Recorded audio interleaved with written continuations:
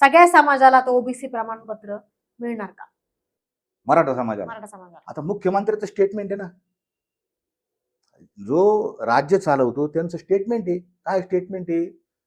Sir, हे परिपत्रक, हा शासन निर्णय याच्यामुळं सरसगट मराठा समाजाला आरक्षण मिळणार नाही. त्यांचं स्टेटमेंट सांगतो मी तुम्हाला.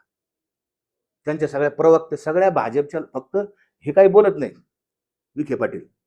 ते काय म्हणतात, नाही पुरावे, म्हणजे क्लिअर जर करायचं असतं ना तर 2 वळीचा शासन निर्णय काढायचा. पहिले जे शासन निर्णय आहेत ना 2-2 वळीचे, 1 वळीचा एक शासन निर्णय, 14 शब्दाचा शासन निर्णय.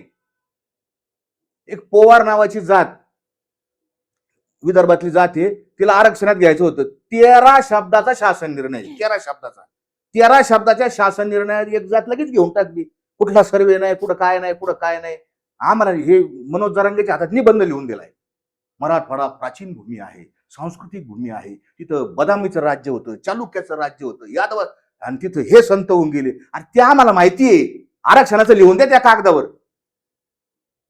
सर, सगळं मुख्यमंत्री स्टेटमेंट होणार नाही.